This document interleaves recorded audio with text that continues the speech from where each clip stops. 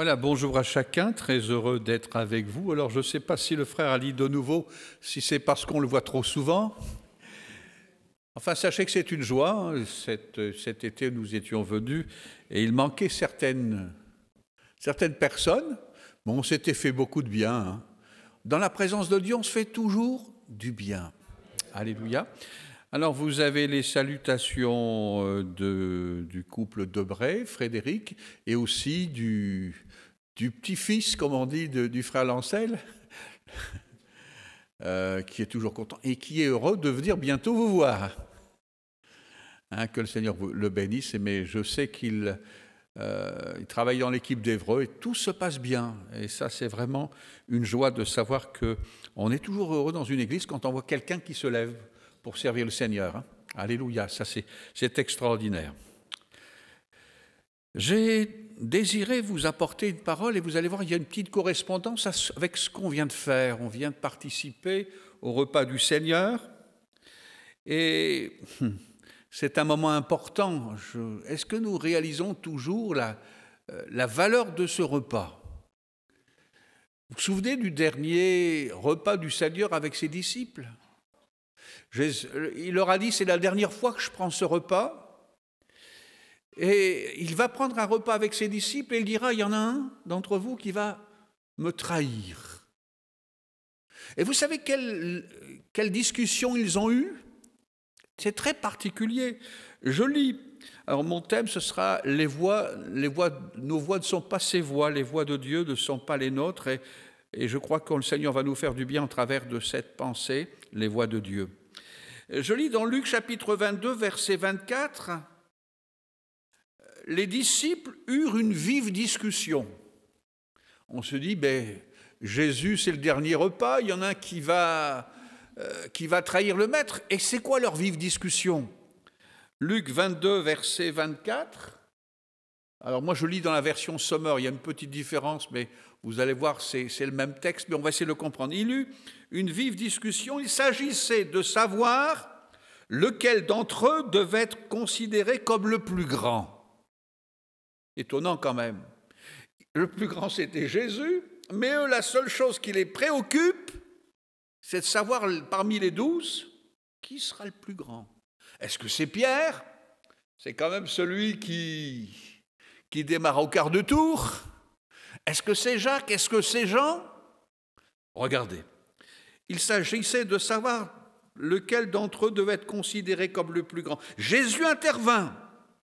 Les rois des nations, dit-il, dominent leur peuple et ceux qui exercent l'autorité sur elles se font appeler leurs bienfaiteurs.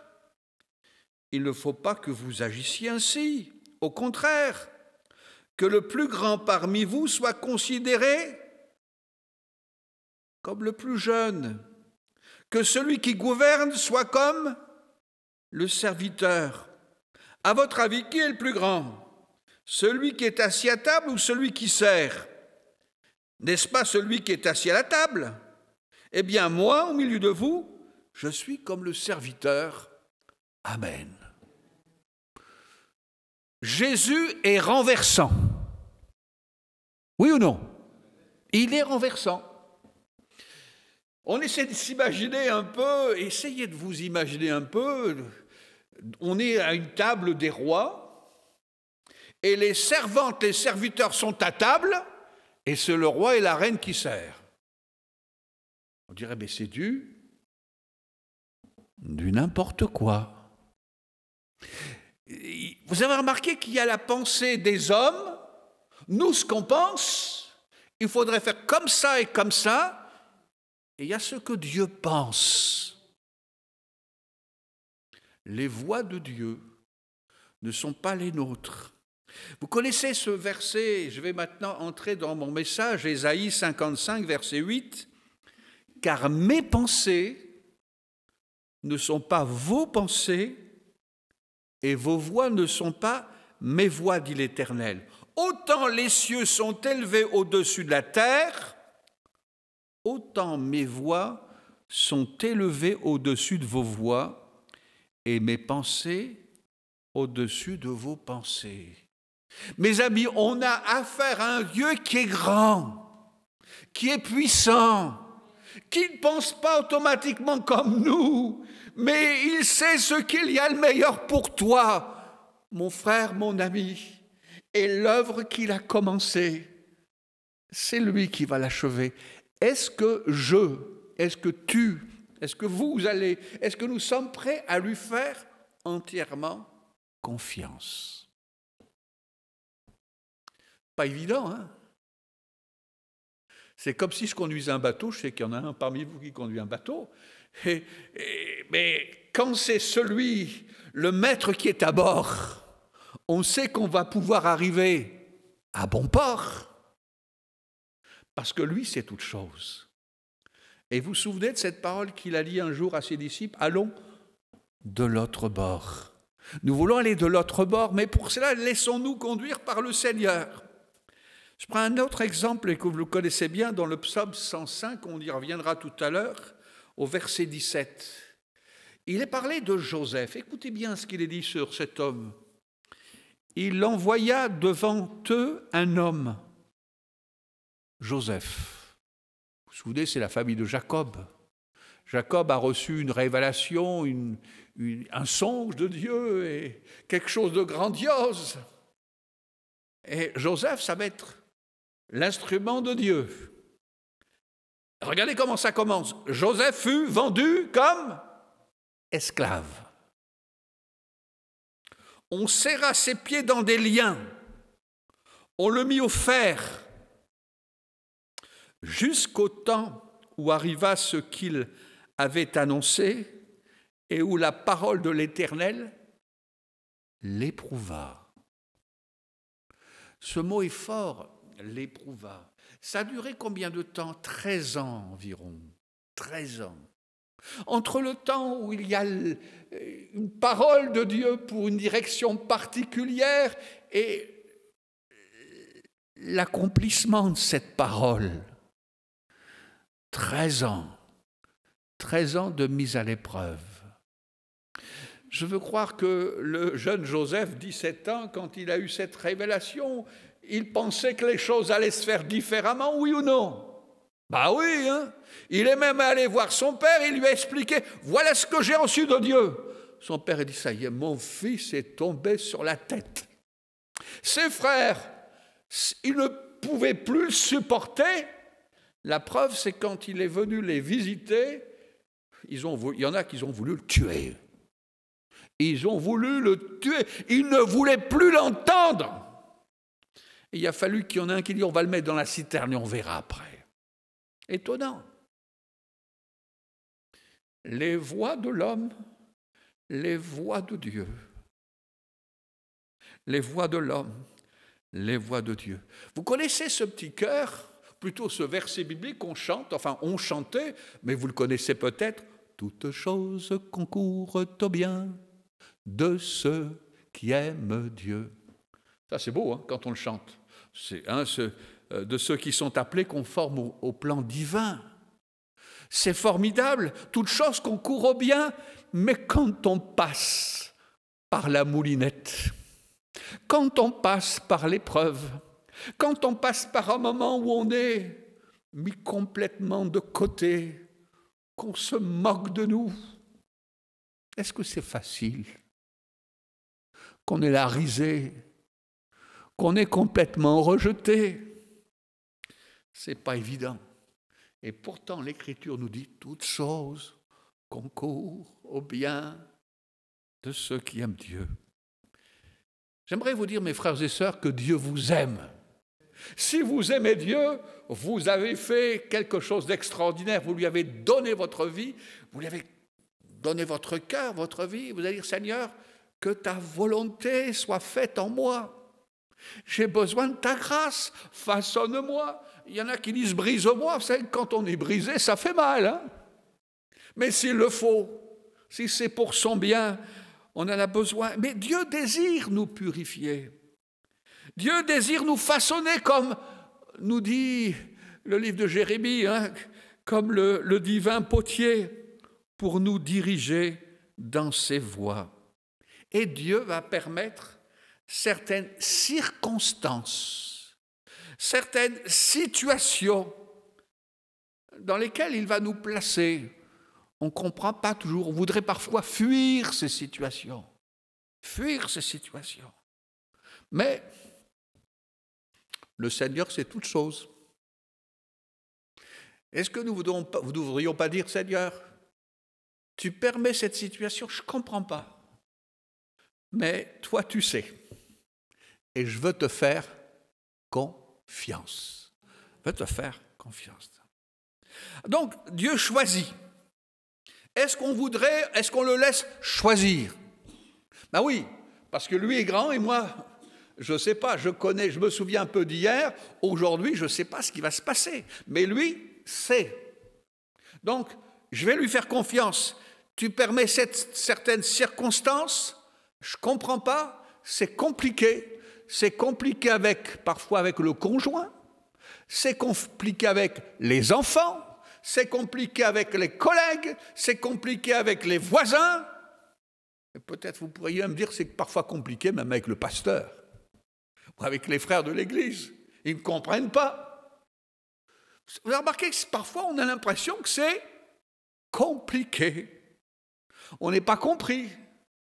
Mais Dieu fait un travail dans nos cœurs. Est-ce que nous voulons lui faire confiance? Est-ce que ce matin, nous allons partir de ce lieu en disant, Seigneur, je te fais confiance. J'ai confiance en mon Seigneur tout le long du chemin. Je lui fais confiance. C'est important. Pourquoi? Pourquoi le Seigneur permet? Parce que dans les circonstances, dans les difficultés, il faut qu'il y ait des choses qui soient mises à nu et que nos cœurs soient dévoilés. Parce que vous savez, au fond de nous-mêmes, il y a parfois des choses qui ont besoin d'être réglées, des choses qui ont besoin d'être polies, des choses qui... Oui, parce que on veut, comme quelqu'un a dit tout à l'heure dans sa prière, on veut que des âmes soient sauvées. Oui ou non? Un jour, une personne était en train de rendre témoignage à une voisine. Et qu'est-ce qu'elle a fait? Elle dit, vous devriez venir. Vous savez, ce que vous avez besoin, c'est du Seigneur. Et vous êtes tous d'accord avec moi? On a tous besoin. Et cette personne, à un moment donné, elle a dit, mais votre église, là, elle se situe là. Il n'y a pas Madame Antel qui vient? Elle dit, oui, elle vient. Ah bien, si elle vient, moi, j'y viendrai jamais. Parce que je la connais. Quelle souffrance! Alors que nous devrions tous être des petites lumières qui brillent, oui ou non? On doit être des lumières qui brillent. Même si nos voisins sont compliqués, si les gens se mettent en colère et se moquent de nous, on ne va pas faire la même chose. Vous allez les insulter? Ah ben non. On va se taire. Et peut-être au fond de notre cœur, qu'est-ce qu'on va dire? Père, pardonne-leur. Ils ne savent ce qu'ils font. C'est ce qu'a fait Jésus dans de telles circonstances. Donc j'ai besoin de sa paix, j'ai besoin de sa grâce, j'ai besoin de lui.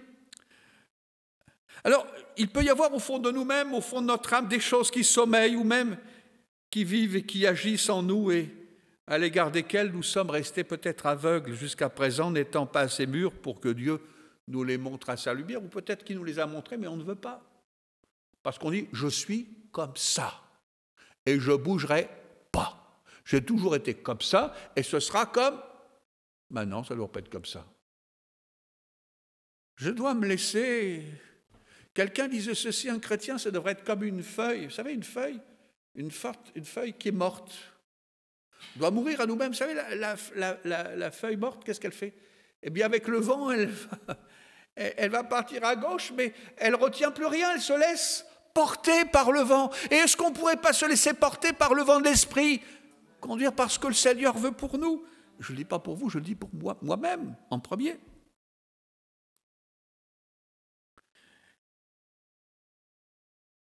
On va prendre un petit exemple. Lorsque les enfants d'Israël furent conduits au désert, ils se sont trouvés privés de ce qu'ils avaient eu jusqu'alors en abondance, parce qu'ils vivaient dans une région qui était riche. Ils avaient les fruits, ils avaient des légumes en abondance. Et maintenant qu'ils sont partis dans le désert, ils ont oublié qu'ils ont été libérés parce qu'ils étaient sous l'esclavage. Qu'est-ce qu'ils ont fait? Ils ont murmuré. Ils ont murmuré. Avant, on avait des bons légumes. Et maintenant, qu'est-ce qu'on va manger? Ils ont commencé à se plaindre.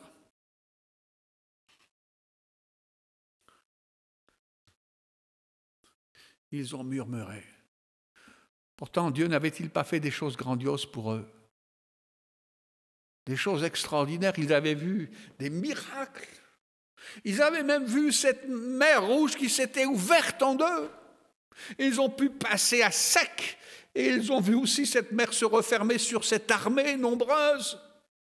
Ils avaient vu la gloire de Dieu. Et qu'est-ce qu'ils font maintenant? Ils murmurent.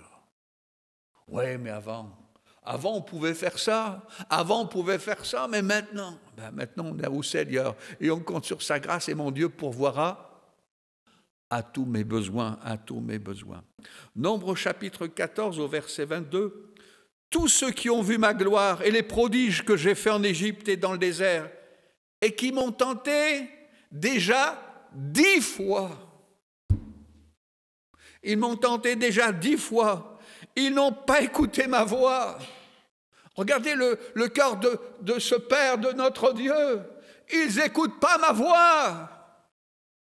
Ils mettent en doute ma voix. Et tu ne leur avais pas dit, je vous donne. Ce n'est pas comme la publicité. Vous avez déjà vu la publicité que vous recevez? Vous avez gagné 15 000 €.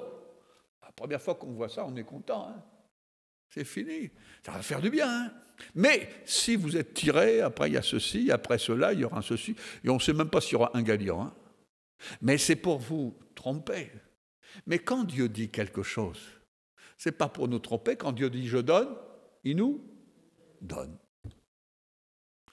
Mais les hommes sont tels, enfin pas vous, un peu moi, même peut-être beaucoup, on se dit ouais, « c'est pas possible Seigneur, c'est pas possible, mais il y a des géants là-bas ». C'est ce qu'ils ont dit. Hein. Il y a des géants, c'est vrai que ce que tu nous dis, c'est un pays où où coule le lait, le miel. On a vu des grappes de raisin énormes. C'est vrai, mais il y a des géants.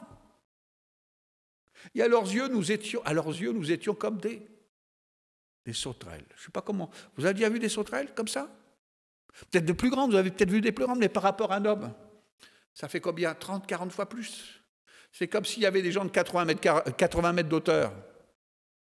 Même s'ils avaient 3 mètres. Mais si Dieu avait dit, je vous les donne. Et ils ont douté.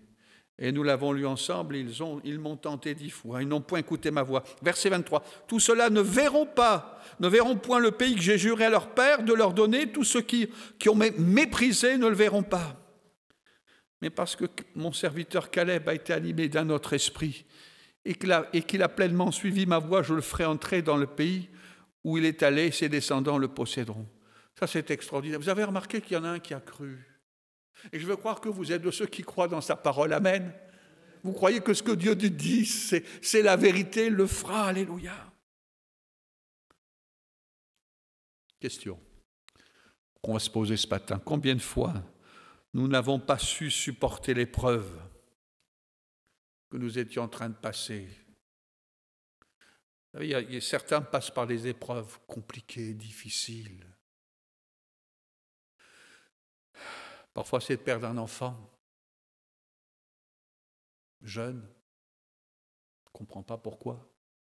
Il y a des situations qu'on ne comprend pas. Et nous avons murmuré, mais pourquoi? Nous n'avons pas la réponse. Mais comme nous dit un chapitre, mais le mystère de toute chose nous sera révélé là-haut. Dieu sait. Dieu n'est jamais pris au dépourvu, jamais. Dieu sait mieux que nous-mêmes. Nous avons parfois accusé les circonstances et les hommes. Nous n'avons pas compris ou saisi qu'ils n'étaient que des instruments. Dieu permet cette épreuve. Et il y avait un plan. Moi, je bénis Dieu pour les épreuves que nous avons passées dans certaines églises. Quoique, j'aimerais vous dire, certains, on aurait préféré les éviter. On a eu des épreuves, vous savez, parfois on peut être mis au banc des accusés, injustement. Pas facile. Il faut véritablement s'attendre à Dieu. Dieu sait si bien ce qu'il nous faut. Et nous avons compris parfois, des années plus tard, pourquoi il fallait passer par là. Pourquoi?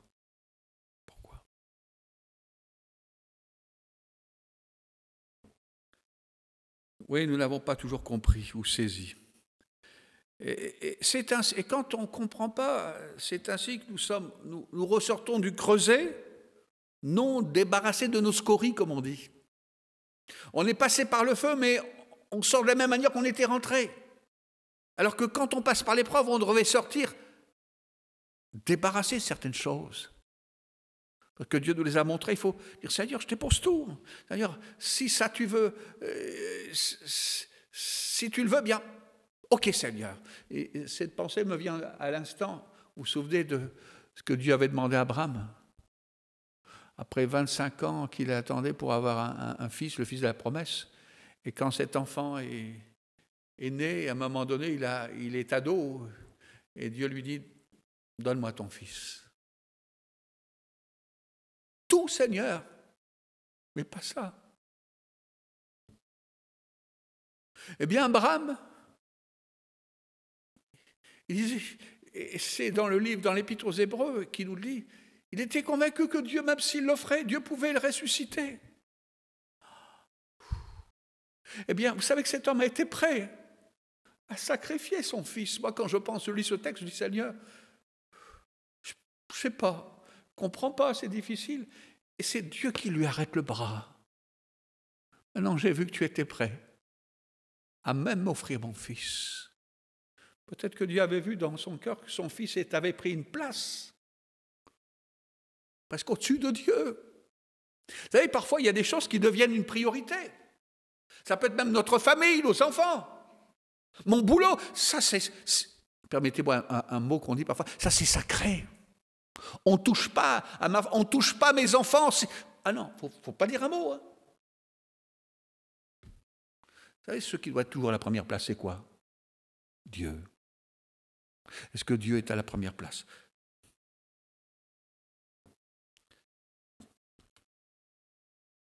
Et voyez-vous, c'est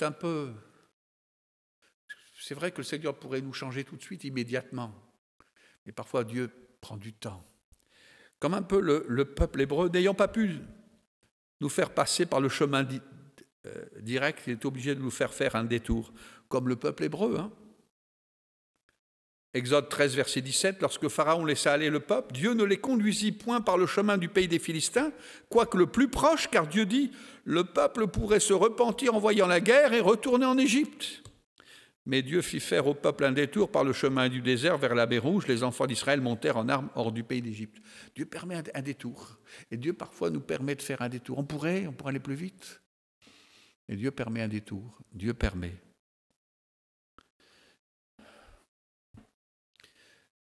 J'aimerais vous dire, comme tout à l'heure, je l'ai déjà évoqué un peu, pour faire son œuvre en nous, Dieu se sert parfois de personnes de notre entourage. Nous étions jeunes encore à l'époque, dans les années 85-86, c'est la maison qui était à côté de chez nous a été à vendre, et on a un couple qui est arrivé avec une femme. Ça a été des années terribles. Elle nous a menacés de mort. Elle nous était très gentille devant nous, et derrière nous, c'était très compliqué. Elle est allée voir le commissaire de police en lui disant « Monsieur Perlinski, je vais le tuer ». Parce qu'elle avait un passé, parce qu'elle avait fait partie d'une secte, donc je dirais le nom, ce n'est pas la peine de le dire, et elle en voulait parce qu'elle n'avait pas pu aller au mariage de ses enfants, on lui avait interdit pour ceci ou pour cela. Donc, et elle en voulait donc à tous les religieux. Et moi, j'étais pasteur, donc elle ne me supportait pas et l'église était pratiquement derrière sa maison. Et c'était compliqué, très compliqué. Elle a dit, je vais le tuer, monsieur. Alors le commissaire lui a dit, mais si vous tuez M. Pernatsky, vous allez en prison. Il m'a dit, c'est pas grave. Au bout de 2 ans, je vais sortir, je vais me faire passer pour folle. Et puis un jour, ça devenait c'était fatigant pour nous. On avait des petits-enfants. Alors j'ai été voir quelqu'un qui a été haut placé dans la police et je lui ai demandé quel conseil. Il m'a dit, il faut prendre un avocat. Et quand il m'a parlé d'un avocat, tout de suite, ça fait une étincelle dans ma tête. J'ai dit, mais on a le plus grand des avocats, c'est le Seigneur. Et c'était un samedi matin que j'avais été le voir, et le dimanche, j'en ai fait part à l'église. Et je demandais à l'église de prier pour nous et de prier pour cette situation. Et Dieu nous a fait grâce. Mais pourquoi je vous dis ça? C'est parce que cette épreuve nous a permis aussi de nous tenir devant Dieu, de compter sur sa grâce, d'avancer, de grandir, mais aussi de pouvoir comprendre les autres. Des frères et des sœurs qui passent par des moments difficiles. Parce qu'il ne faut pas dire, ne dites jamais que depuis que je suis au Seigneur, j'ai plus de problèmes, plus de difficultés. Ce n'est pas vrai. Depuis que je suis au Seigneur, bien sûr, je sais où je vais, mais j'ai le Seigneur avec moi. Et le Seigneur n'a pas dit le chemin serait large, il a dit qu'il serait étroit. Rocailleux, difficile, il y aurait peut-être des épreuves, mais nous ne sommes pas seuls. Mais nous avions besoin tous les deux d'apprendre à nous appuyer sur le Seigneur et de compter sur sa grâce et de nous rappeler que notre plus grand avocat, c'est Jésus. Alléluia. Alors on a besoin, ça c'est un exemple humain, on va l'oublier vite. On a les exemples dans la parole de Dieu, parce que là c'est la Bible qui nous dit, vous vous souvenez de l'exemple de l'injustice de Laban, qui révéla à Jacob sa propre injustice? Jacob c'était le trompeur, il s'appelait trompeur. Et c'était par ce chemin-là que Dieu voulait bénir son peuple, par Jacob. Mais il fallait qu'il soit brisé. Mais Jacob, c'était quelqu'un qui, comme on dit, il retombait toujours sur ses pattes. On pouvait le pousser, il retombait sur ses pattes. Il y avait un changement avec Laban, tu vas faire ceci, il retombait sur ses pattes. Il s'en sortait tout le temps. Mais il tombait sur quelqu'un aussi rusé que lui. Pourquoi? Pour lui montrer son état de cœur. Et parfois, Dieu permet des situations particulières au travail pour nous montrer notre état.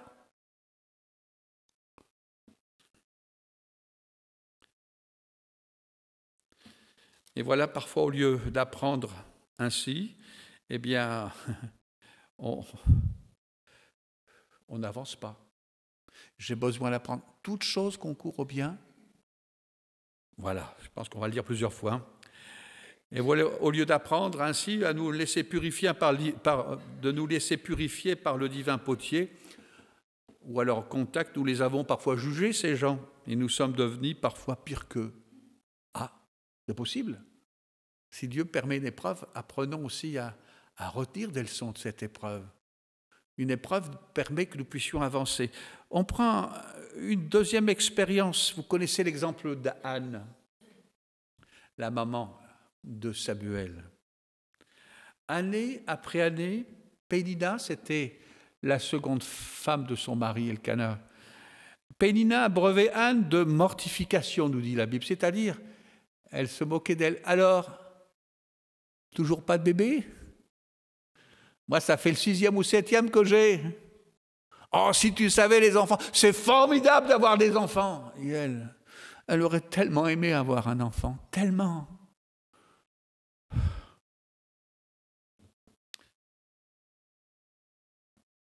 Elle en a parlé à son mari. Son mari lui dit, mais ma chérie, moi je t'aime. Est-ce que ce n'est pas le plus important? C'est vrai qu'il aimait peut-être plus encore, mais ce n'était pas ça qu'elle voulait. Eh bien, elle n'a pas menacé son mari de divorcer ou de fuir. Non, non, non, non, non, non. Elle s'est laissée purifier. Parce que ça n'a pas dû être facile d'entendre ces choses. Je pense qu'à chaque fois qu'elle entendait des choses pas gentilles, elle devait dire, Dieu, tu entends? Tu entends encore ces choses-là? Tu entends encore ces choses-là? Elle devint un sarment fertile qui un jour a pu donner naissance à un Samuel, qui est devenu un homme de Dieu. Pénina n'était à ses yeux que le sécateur que le vigneron se servait pour l'émonder. Et regardez, on va parler du fils de Samuel, le fils d'Anne, pardon, Samuel, mais on ne parlera pas des enfants de Pénina. Elle a dû passer par le creuset aussi, cette femme. Ne regarde pas comme un fardeau ceux qui exercent ta patience, ceux qui sont autour de toi. Regarde-les comme une pierre à aiguiser, destinée à te polir. Le maître en a besoin pour donner au fer la forme voulue. Dieu veut que tu sois celle ou celui qui sera utile entre ses mains. Et tant que nous n'avons pas, sommes pas cette forme qu'il a voulu, eh bien, il y aura toujours quelque chose qui va empêcher que Dieu fasse son œuvre en nous. Parole de David, son expérience dans le psaume 66 au verset 12. Tu as fait monter des hommes sur notre tête. Nous avons traversé le feu et l'eau, mais tu nous en as tirés pour nous donner l'abondance. C'est David qui écrit cela. C'était permis, c'est Dieu qui l'a permis. Et dites-moi, celui qui avait été roi pour roi, futur roi, c'était David. Après Goliath, il y a eu encore des années, il a été persécuté par qui? Non pas par les adversaires, mais quelqu'un de la maison d'Israël, par le propre roi Saül qui voulait le tuer. C'était compliqué, mais ces années ont été utiles pour former David. Ça a été utile. Tout à l'heure, j'ai cité le psaume 105. On serra ses pieds dans des liens, c'est au sujet de Joseph. On le mit au fer jusqu'au temps où arriva ce qui avait été annoncé, où la parole de l'Éternel éprouva. Joseph fut jeté en prison par les Égyptiens. Pour combien de temps? Le temps où la parole de Dieu l'éprouva. Où la parole de l'Éternel éprouva. Il y avait le temps nécessaire. L'Éternel avait achevé en lui une purification plus profonde. Maintenant, Joseph, tu es prêt. 13 ans. On veut servir le Seigneur, on voudrait le faire tout de suite. Tout de suite. Je vais perdre des années si je fais ça. Non. Tu vas être formé. C'est l'école de Dieu. Ma sœur, mon frère, il y a des années, c'est compliqué parfois, mais continue, persévère. Et dans le mot persévère, il y a le mot sévère. C'est pas facile. Mais continue. Ne te lamente pas. Mais bénis le Seigneur, mais dire Seigneur, comme nous disait ce vieux petit cœur, où tu voudras, je veux te suivre. C'est pas simplement dans les îles Bermudes, mais ça peut être aussi dans les glacières, ça peut être dans un endroit compliqué, mais si c'est le plan de Dieu, que le nom du Seigneur soit béni. Alléluia. Pour être conduit par le Seigneur, il faut savoir se soumettre en silence. Je ne comprends pas, Seigneur. Les voies de Dieu sont des voies descendantes. Elles courbent nos énergies et nous amènent jusqu'à la poussière. Pas facile.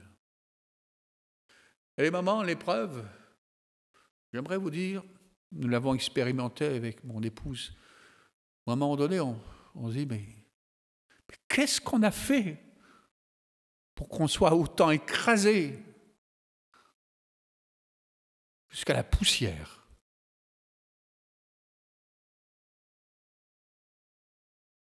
L'impression que Dieu permet. Dieu permet. Et c'est peut-être le chemin où tu dois passer, mais il faut compter sur sa grâce. Regardez exemple. Exode chapitre 5, verset 1, on va faire une assez longue lecture. Et après, on va terminer bientôt. Moïse et Aaron se rendirent ensuite auprès de Pharaon. Et ils dirent, c'est Dieu qui parle, donc ça devrait Ça va permettre que les choses avancent vite. Hein. Ainsi parle l'Éternel, le Dieu d'Israël, laisse aller mon peuple pour qu'il célèbre au désert une fête en mon honneur. Pharaon répondit, mais qui est l'Éternel pour que j'obéisse à sa voix en laissant aller Israël? En plus, c'était une main-d'œuvre intéressante. Ils étaient en train de bâtir des choses énormes, extraordinaires, les pyramides et tout ce qu'on veut. Je ne connais point l'Éternel et je ne laisserai point l'Israël. Et dire, le Dieu des Hébreux nous est apparu, permets-nous de faire 3 journées de marche dans le désert pour offrir des sacrifices à l'Éternel, afin qu'il ne nous frappe pas de la peste ou de l'épée.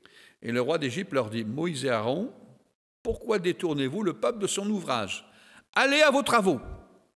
Pharaon dit, voici, ce peuple est maintenant nombreux dans le pays, et vous lui feriez interrompre ses travaux. Et ce jour même, Pharaon donna ses ordres aux inspecteurs du peuple et aux commissaires, vous ne donnerez plus comme auparavant de la paille au peuple pour faire des briques, qu'ils aillent eux-mêmes se ramasser de la paille, vous leur imposerez néanmoins la quantité de briques qu'ils faisaient auparavant, vous n'en retrancherez rien, car ce sont des paresseux. Voilà pourquoi il crie en disant, allons offrir des sacrifices à notre Dieu, que l'on charge de travail ces gens, qu'ils s'en occupent et ne prendront plus garde à les paroles de mensonge. Les inspecteurs du peuple et les commissaires vinrent dire au peuple, ainsi parle Pharaon, je ne vous donnerai plus de paille. C'est compliqué quand même. Mais qu'est-ce que fait Moïse et Aaron? Ils ne font que transmettre le message que Dieu leur a donné, oui ou non? Et le résultat des courses, enfin le résultat des choses, c'est que c'est encore pire qu'avant. C'est encore pire qu'avant. J'essaie de dire, mais pourquoi Seigneur? Pourquoi tu nous as envoyés? Il n'y a pas une erreur quelque part.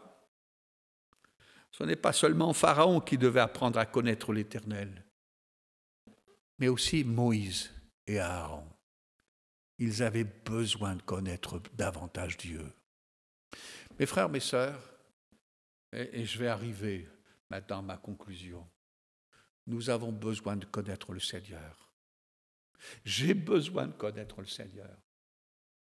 Ce serait tellement dommage d'avoir marché autant d'années et la dernière année maintenant dire voilà maintenant c'est fini, hein, je me laisse vivre un peu. On aurait tout perdu. J'ai besoin de connaître Dieu, que jusqu'à notre dernier souffle nous puissions le servir. Que jusqu'à notre dernier souffle. Peut-être nous ne verrons pas, moi j'ai connu un brave frère, il a prié pour ses filles. Il avait 5 filles, il n'y en avait qu'une qui était convertie. Il priait pour ses filles. Lui, il ne les a jamais vues se convertir. C'est le jour de son décès, bien, il y en a 3 qui se sont tournés vers le Seigneur. Alléluia. On ne comprend pas, on ne sait pas tout. Mais le principal, c'est de les voir un jour au Seigneur. Hein, nos voisins, nos enfants. Peut-être que vous priez pour vos enfants ou pour vos voisins, pour quel membre de votre famille. On ne comprend pas. Seigneur, après tout ce qu'on me dit, parfois on vous traite de tous les mots, qu'importe. Mais restez fidèles au Seigneur. Comptez sur sa parole. Pharaon va lâcher un jour le peuple. Il va le lâcher parce qu'il va être obligé. Mais je crois qu'on doit croire dans sa parole. On doit croire dans ses miracles. Croire que tout ce que Dieu dit, il l'accomplit toujours. Alléluia. Alors est-ce que nous voulons dire, Seigneur, que ta volonté, Seigneur, soit faite en moi. Que ta volonté soit faite en moi. J'ai besoin de ta grâce. Alors l'exemple parfait, c'est qui? C'est le Seigneur. Oui ou non? Je vais terminer par cette lecture. Philippiens 2,6, lequel, existant en forme de Dieu, n'a point regardé comme une proie arrachée d'être égal avec Dieu, mais s'est dépouillé lui-même, en prenant une forme de serviteur, en devenant semblable aux hommes, ayant apparu comme un simple homme, il s'est humilié lui-même, se rendant obéissant jusqu'à la mort, même jusqu'à la mort de la croix. C'est pourquoi aussi Dieu l'a souverainement élevé, il lui a donné le nom qui est au-dessus de tous les noms, afin qu'au nom de Jésus, tout genou fléchisse dans les cieux, sur la terre et sous la terre, et que toute langue confesse que Jésus-Christ est Seigneur, à la gloire de Dieu le Père. Amen. Jésus-Christ, le modèle parfait. Si vous relisez la vie de Jésus, c'est étonnant. Il n'a pas eu facile, le Seigneur. Rejeté par les religieux, parfois incompris par sa famille, incompris par ses disciples. Mais il a fait la volonté du Père. Et aujourd'hui, si nous sommes rassemblés, si nous avons cette espérance, c'est parce que lui a accompli la volonté du Père. Quel sauveur merveilleux je possède. Alléluia. Nous sommes ses enfants, sauvés par grâce. On a un avenir glorieux. J'aimerais vous dire, même dans les circonstances de notre pays, de notre monde, nous sommes heureux. Nous n'avons pas à craindre, nous n'avons pas à nous plaindre. Seigneur, notre Dieu pourvoira à tous nos besoins. Mais soyons en paix. Et dans ce monde troublé, puissions-nous être cette lumière qui brille. Même si nous sommes parfois incompris, mais gardons toujours cet espoir parce qu'un jour, ils viendront nous voir en disant « Mais qu'est-ce que tu as de plus que nous ?» Eh bien, on a Jésus dans notre cœur. Que Dieu nous bénisse, que Dieu nous fortifie. On peut baisser nos têtes quelques instants et on va remercier Dieu pour sa parole. Merci Seigneur pour ta parole. Tu nous parles tantôt d'une manière, tantôt d'une autre et nous n'en prenons pas toujours garde. Et Seigneur, ce que nous voulons garder dans notre cœur, c'est que tes voix ne sont pas toujours nos voix. Mais toi, tu sais toutes choses et tu sais ce qu'il y a de mieux pour chacun d'entre nous, pour mon frère, pour ma sœur, pour celui ou celle qui désespère peut-être dans une situation particulière. Seigneur, tu veux lui rappeler ce matin que tu la connais mieux que personne, cette personne. Tu la connais mieux que personne et que tu l'aimes d'un amour extraordinaire et que tu as un plan pour sa vie. Seigneur, nous voulons reprendre courage, ne pas se baisser les bras en disant « Seigneur, je veux compter sur ta grâce pour aller plus loin. Je veux compter sur toi et remplis-moi de ton Esprit Saint afin que j'ai la force d'avancer, que ton nom soit béni et qu'à toi perçoit toute la gloire. Merci Seigneur, dans le nom de Jésus. Amen.